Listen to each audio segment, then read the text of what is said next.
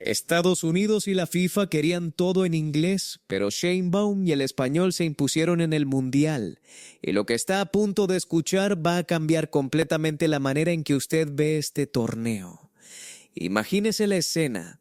Un periodista mexicano, acreditado oficialmente en una de las sedes más importantes del Mundial 2026, levanta la mano, le dan el micrófono y formula su pregunta en español, el idioma en el que piensa, en el que sueña, en el que ha construido toda su carrera. Y en cuestión de segundos, antes de que el jugador pueda abrir la boca para responder, un coordinador de prensa de la FIFA lo interrumpe con un frío y seco "In English, please", sin disculpa, sin explicación, sin el mínimo atisbo de respeto hacia el idioma del país que está organizando ese evento. Eso no es una anécdota aislada, eso es una política. Una política diseñada desde las oficinas de Zúrich y alineada con los intereses comerciales de los grandes medios anglosajones que mueven millones de dólares alrededor de este torneo. Y México, con toda su historia, con todo su fútbol y con toda su gente, estaba siendo tratado como un escenario de alquiler donde las reglas las impone otro. Hasta que llegó el momento en que alguien dijo basta. Porque lo que ocurrió en las primeras jornadas de este Mundial de 48 equipos no tiene precedente en la historia reciente del fútbol internacional. El protocolo oficial que la FIFA había diseñado para las conferencias de prensa establecía una norma tan sencilla como brutal. Solo se permitirían como lenguas de comunicación el inglés como idioma institucional de la organización y los idiomas correspondientes a las dos selecciones que disputaran cada partido en cuestión. Máximo 5 idiomas por conferencia, según la propia estructura del sistema de interpretación remota que la FIFA había instalado en las sedes. El resultado práctico de esa norma era devastador para el mundo hispano. Si en un partido no participaba ninguna selección hispanohablante, el español quedaba completamente fuera, vetado, invisibilizado, como si no existiera. Y eso, en un país donde el español no es solo un idioma, sino la columna vertebral de la identidad nacional, es mucho más que un error técnico. Es una declaración de intenciones. ¿Usted qué opina? Déjelo en los comentarios, porque esta discusión apenas está comenzando. Los casos que encendieron la mecha fueron tan absurdos que parecen sacados de una comedia de errores, si no fuera porque la humillación fue completamente real. Achraf Hakimi, el brillante lateral derecho del Paris Saint-Germain, figura indiscutible de la selección de Marruecos, creció y se formó futbolísticamente en Madrid. El español es su lengua cotidiana, la que usa en el vestuario, la que usa con sus compañeros, la que usa cuando habla desde el corazón. Cuando un reportero de Azteca Deportes le formuló una pregunta en castellano durante una conferencia oficial, los coordinadores de la FIFA intervinieron de inmediato para impedirle responder en ese idioma. A Hakimi, que domina el español como pocos jugadores en este torneo, se le exigió realizar el esfuerzo innecesario de trasladar sus pensamientos al inglés. No por ninguna razón deportiva, no por ninguna razón técnica real, sino porque el español en esa sala no era bienvenido. El caso de Vinicius Jr. fue todavía más revelador de la dimensión del disparate. El astro del Real Madrid, la figura más luminosa del fútbol brasileño actual, vive en España desde hace años. Se comunica diariamente en español con sus compañeros de vestuario, con la prensa madrileña, con millones de aficionados en toda América Latina. Es un hombre que habla perfectamente el idioma del país donde se celebra parte de este mundial. Sin embargo, un coordinador de prensa de la FIFA lo obligó a utilizar dispositivos de traducción remota para escuchar preguntas formuladas en español y responder exclusivamente en inglés o en portugués. Auriculares, tecnología de traducción automática, para entender a alguien con quien podría hablar perfectamente de manera directa.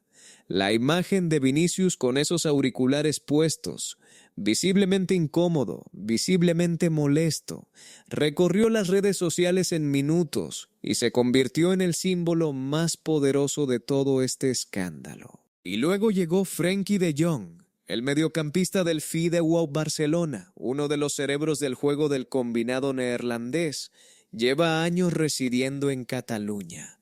El español forma parte de su vida diaria. Cuando intentó responder de manera fluida y natural a las preguntas sobre el rendimiento de su equipo, los representantes de la FIFA lo interrumpieron y le exigieron que se limitara al inglés.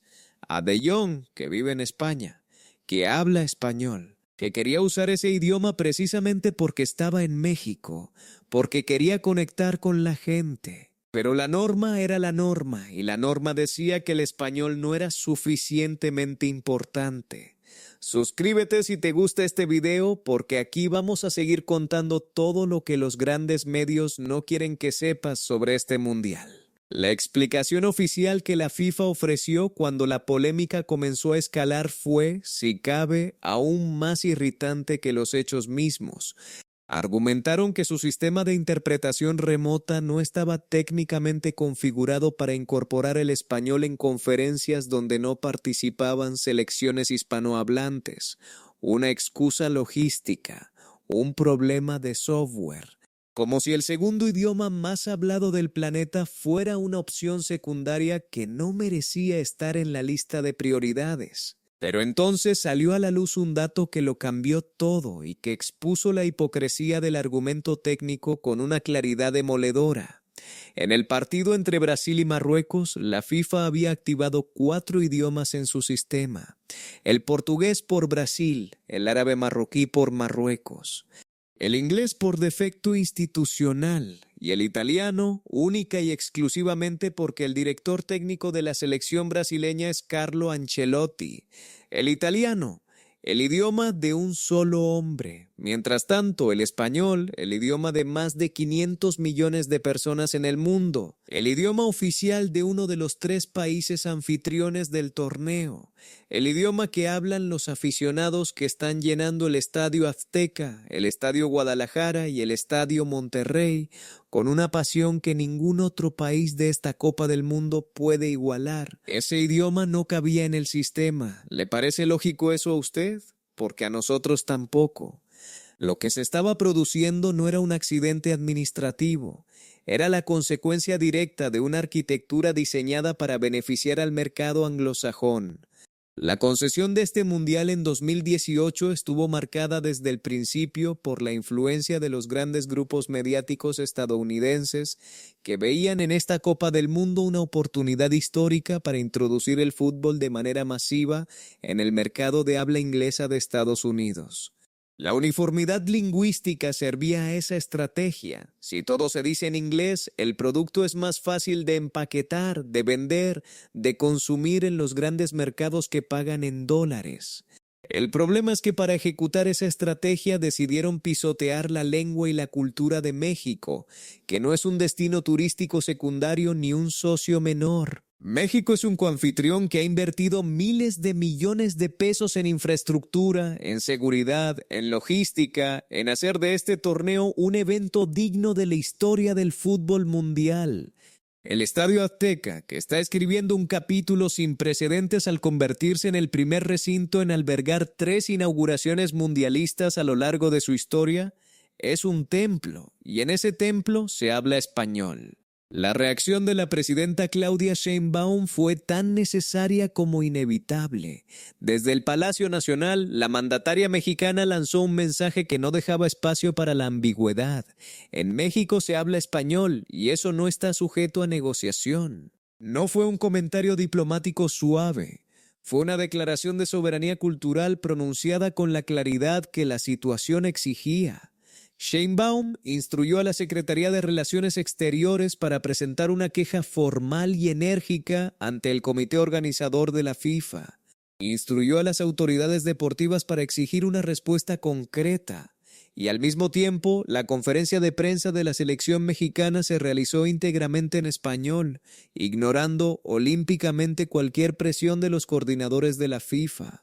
Fue un acto de dignidad colectiva transmitido en vivo para todo el país. Ahora la pregunta que nos queda sobre la mesa es incómoda y apunta directo al futuro. Si esto pasó en 2026, si la FIFA fue capaz de diseñar un protocolo que invisibilizaba el español en suelo mexicano, ¿qué nos espera en los próximos grandes eventos internacionales? ¿Cuántos otros choques culturales veremos antes de que termine este torneo? ¿Y cuántas veces más va a ser necesario que un gobierno tenga que pararse frente a un organismo internacional para exigir lo que debería ser elemental? La batalla por el español en este mundial no terminó el 15 de junio, apenas comenzó. Porque lo que México demostró esos días es que la soberanía cultural no es un concepto abstracto de libro de texto, es algo que se defiende en una sala de prensa, con un micrófono, con la firmeza de quien sabe lo que vale. El intento de hacer todo en inglés fracasó. El español ganó el partido, y ese resultado, a diferencia de muchos otros en este mundial, no está sujeto a revisión del VAR. Suscríbete si te gustó este video porque aquí el español siempre va a tener el micrófono.